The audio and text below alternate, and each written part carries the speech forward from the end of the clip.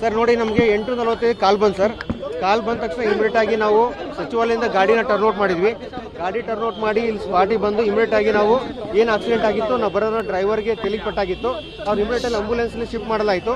Next ಒಬ್ಬರು lady, ಒಬ್ಬರು 40 ವರ್ಷ ಆಗಿರ್ಬೋದು, ಆ ಲೇಡಿ ಹೆಣ್ಮಗಳು ಡ್ರೈವರ್ ಸೀಟಿಂದ ಸಿಕ್ಕಾಕೊಂಡಿದ್ರು. ಅವ್ರನ್ನ ಇಮಿಡಿಯೇಟ್ ಆಗಿ ನಮ್ಮಲ್ಲಿರುವಂಥ ರೆಸ್ಕ್ಯೂ ಟೂಲ್ಸನ್ನು ತೆಗೆದುಕೊಂಡು ಅದನ್ನ ಎಲ್ಲ ಫಸ್ಟು ಅಲ್ಲಿ ಏನೇನು ಅದು ಕಾಲಿದಾಗಿತ್ತು ಅದನ್ನೆಲ್ಲ ಬಿಡಿಯಾಗಿ ಒಂದು ಸ್ವಲ್ಪ ಮೆಟಲ್ ಐಟಮ್ಸ್ ಎಲ್ಲ ತೆಗೆದು ಲೂಸ್ ಮಾಡಿ ಮೇಲೆ ಕ್ರೇನ್ ತರಿಸಿ, ಕ್ರೇನ್ ಮುಖಾಂತರ ಅದನ್ನು ನಾವು ಲೂಸ್ ಮಾಡಿ ಇಮಿಡಿಯೇಟ್ ಆಗಿ ಏನು ಮಾಡಿದ್ವಿ, ಆ ಲೇಡಿನ ರೆಸ್ಕ್ಯೂ ಮಾಡಿ ಆಂಬುಲೆನ್ಸ್ ಮುಖಾಂತರ ನಾವು ಸೇಂಟ್ ಮಾರ್ಥಾಸ್ ಹಾಸ್ಪಿಟ್ಲಿಗೆ ಕಳಿಸ್ಕೊಟ್ಟಿದ್ದೀವಿ. ಅವ್ರ ಪ್ರಾಣಾಪಾಯಕ್ಕೆ ಏನಾಗಿಲ್ಲ, ಜಸ್ಟ್ ಕಾಲೆಲ್ಲ ಇಂಜುರಿ ಆಗಿದೆ, ಅವ್ರ ಟ್ರೀಟ್ಮೆಂಟ್ ಆಗುತ್ತೆ. ಇಷ್ಟು ನಾವು ನಮ್ಮ ಟೀಮಿಂದ, ನಾವು ನಮ್ಮ ಫೈರ್ ಸರ್ವಿಸಿಂದ ನಾವು ಕೆಲಸ ಮಾಡಿದ್ವಿ. ಅದು ಡ್ರೈವರ್ದು ಗೊತ್ತಿಲ್ಲ ಸರ್, ಆಲ್ರೆಡಿ ಬರಾಗನ ನಾವು ಅವ್ರ ಹಾಸ್ಪಿಟ್ಲಿಗೆಲ್ಲ ಹೋಗಿದ್ರು, ಅದು ಅವ್ರು ಬರೋನ ರೆಸ್ಕ್ಯೂ ಆಗಿತ್ತು ಸರ್. ಅವರು ಒಟ್ಟು ಎಷ್ಟು ಕ್ಯಾಶುಯಾಲಿಟಿ ಸರ್? ಇಬ್ಬರು ಸರ್, ಇಬ್ಬರು. ಬೇರೆ ಯಾರಿಗೇನು ಗಾಯ? ಮತ್ತೆ ಯಾರಿಗೇನಾಗಿದೆ?